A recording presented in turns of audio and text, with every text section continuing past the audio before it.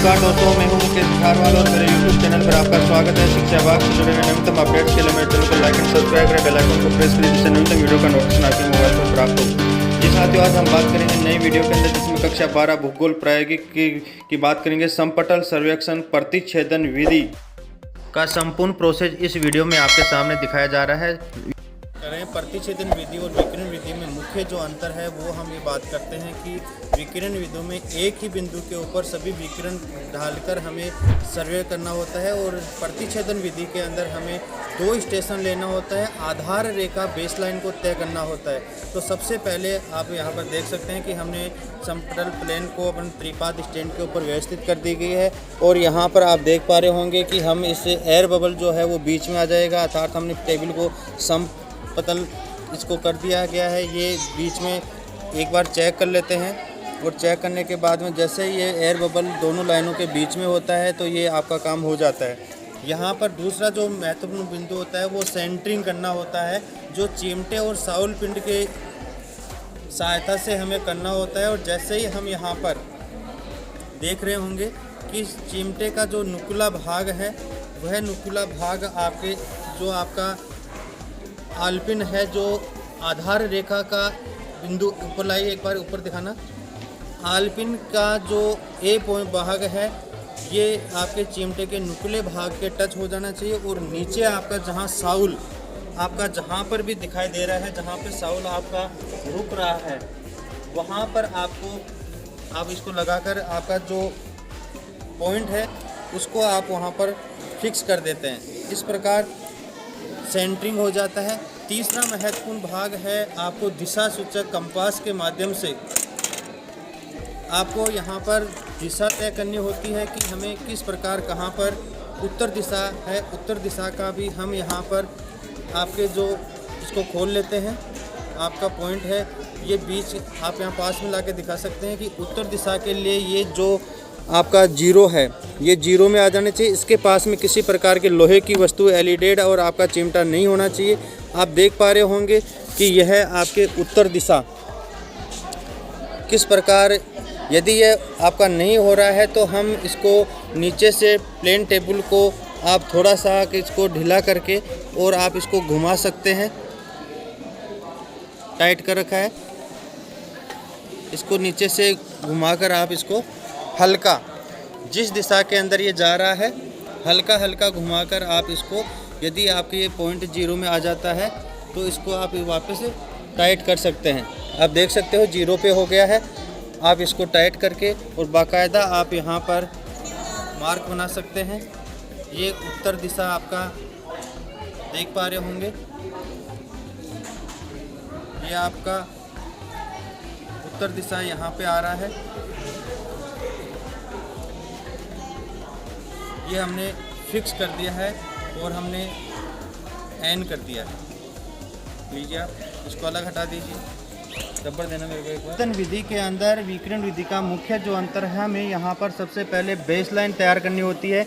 जैसे ही हमने एलिडेट देना, जैसे ही हमने यहाँ पर बिंदु ए बनाया है जिस पे हमने आलपिन लगा रखी है और वहाँ पर सामने आपको लंबाई फीते से पहले मीटर के अंदर 10 के ऊपर, 15 के ऊपर और 20 के ऊपर, 25 के ऊपर और 30 के ऊपर, 30 मीटर, 15 मीटर, 10 मीटर के अंदर हम बी बिंदु जो आधार रेखा का बी भाग है, बी बिंदु लेते हैं, वो तय करते हैं, बेसलाइन तय करते हैं। बेसलाइन तय करने के लिए जैसे ही हमने एलिडेट लिया है वहाँ पे आपका दंड और एलिडेट के दर्श्य फलक, नेत्र फलक और दंड तीनों एक दिशा के अंदर यदि आ जाते हैं तो हमें यहाँ पर रेखा खींचनी होगी।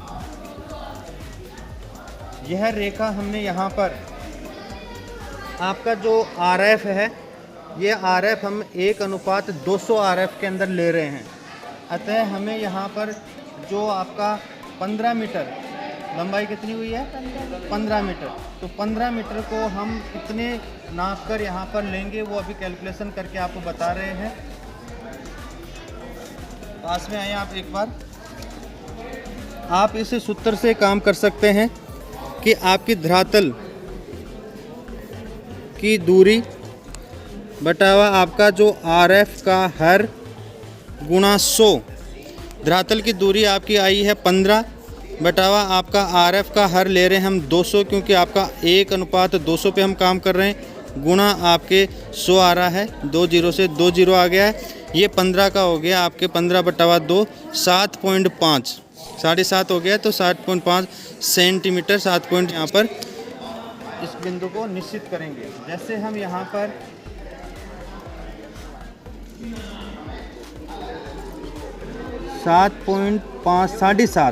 साढ़े सात के ऊपर बी बिंदु हम यहाँ पर निश्चित कर देंगे और यहाँ पर हमारा ये बी बिंदु हो गया है।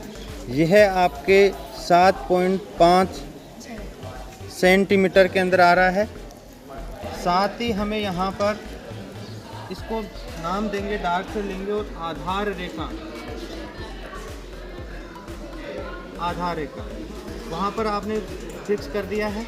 अब सेम उसी प्रकार से हम इनके जो 6 बिंदु लेंगे, 6 बिंदु हम ए भाग से लेंगे और 6 बिंदु हम बी भाग से लेंगे। पहला बिंदु अपना वहाँ पर जाइए। विकिरण विधि और प्रतिच्छेदन विधि में यही महत्वपूर्ण अंतर है। वहाँ पर हमें फीते से नापकर हमें रेखा को चिन्हित करने पड़ते हैं, यहाँ पर हमें नापने की आवश्यकता नहीं है, केवल एलिडेट से हम तय करते हैं। जैसे बिंदु पॉइंट ए ले रहे हैं, ए को हम आपका ये भाग है,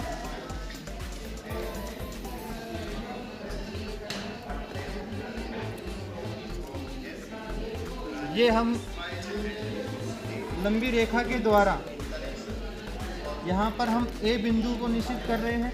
जहाँ पर कट जाएगा उस समय फाइनल बिंदु हो जाएगा। अभी हम रेखा ऐसे खींच रहे हैं। आप बी बिंदु यहाँ पर लाके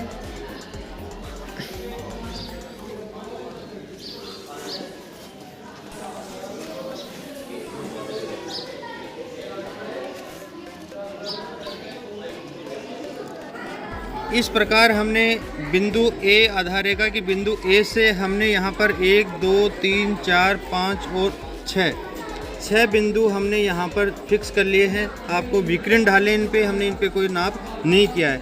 अब आपके प्रतिच्छेदन विधि के अंदर हमें यहाँ से प्लेन टेबल को प्लेसमेंट करना होगा वहाँ पर बी बिंदु पर, और वहाँ का जो पोल है उसको हमने यहाँ पर ले आएंगे। और ये प्रक्रिया करने में हम पुनः तीनों काम दोबारा करेंगे। आपका सेंटरिंग आपके दोबारा करना होगा, आपका समतल दोबारा करना होगा, आपका उत्तर दिशा का निर्धारण दोबारा करना होगा।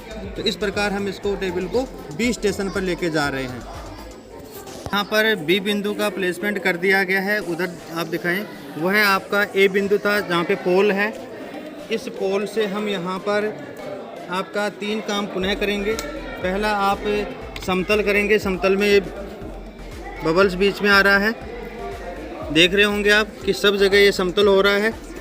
और समतल करने के बाद में दूसरा जो महत्वपूर्ण काम है अपना, वह है आपका उत्तर दिशा का, जो हम यहाँ पर आने के बाद में कर लिया है, पहले कर लिया है। इसको अपन चिमटे के साथ में नहीं करते हैं, चिमटे को हटाकर करते हैं।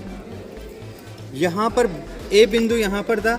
अब बी बिंदु के ऊपर जैसे ही हमने आलपिन लगाकर इसका नोक को किया है, आप देख रहे होंगे नीचे कि आपका जो पहले से रुका हुआ आपका पॉइंट था उसके ऊपर आपका साउल पिंड आ रहा है। ये तीनों काम हो जाने के बाद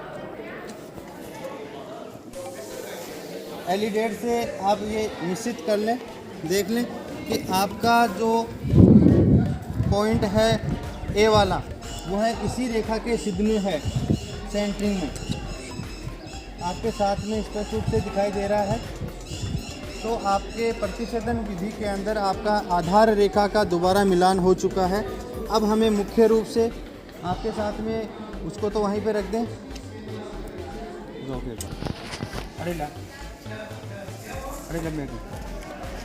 ए बिंदु से हमने विकिरण रेखाएं खींची हैं। अब हम बी बिंदु से जो भी आपकी ए रेखा आ रही है उसको देख रहे हैं, और देखने पर ये जहाँ पर भी आपके यहाँ पास में है, जहाँ भी आपके ये टच हो रहा है, उसके बाद में हमें यहाँ पर डॉटेड रेखा से लाइनिंग करेंगे बी पॉइंट से। और यहाँ पर आपका मुख्य जो ए बिंदु है वो यहाँ पर जो आपका पिलर है ए बिंदु, इसको आगे वाले को हम इरेज कर देंगे, हटा देंगे। दूसरे नंबर की बिंदु पे जाएं आप।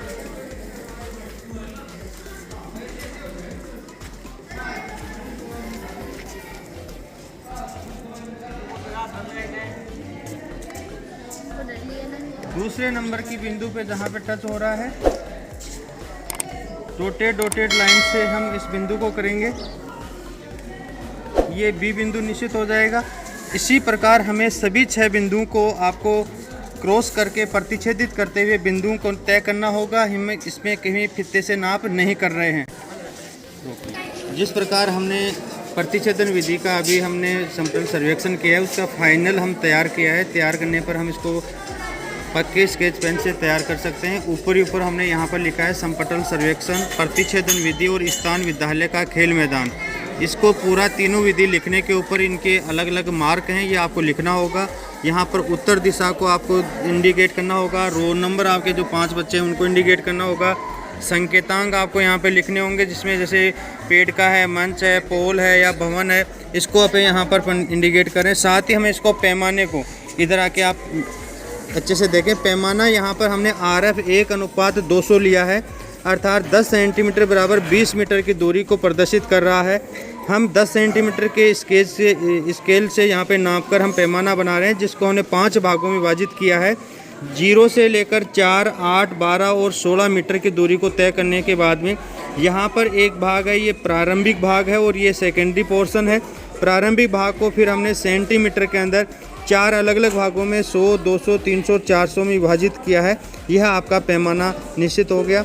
आपके यहाँ पर बिंदु A और बिंदु B, जो आपका यहाँ पर बिंदु A और B है, आधार रेखा है, जो हमने 15 सेंटीमीटर का लिया था, जो आपके 7.5 सेंटीमीटर से आ रहा है, क्योंकि RF के अनुसार हमने इसको कन्वर्ट सेंटीमीटर में कर रखा है। साथ ही आप देख पा रहे होंगे कि इसके अंदर A बिंदु से डार्क वाली रेखाएं हैं और B बिंदु से डॉटेड रेखा है, और इनको आपस में मिलने के बाद में जहाँ पर क्रॉस कट रही है वहाँ पर बिंदु निश्चित किया था। और ये प्रतिच्छेदन विधि के मार्फत ही एक अच्छे से आपका पूरा का पूरा जो आपका डायग्राम है, वो पूरा डायग्राम तैयार हो गया है। यदि वीडियो आपको अच्छा लगा है तो like and subscribe my channel Mukesh Nithar, और वीडियो को अंत तक देखने के लिए बहुत बहुत धन्यवाद।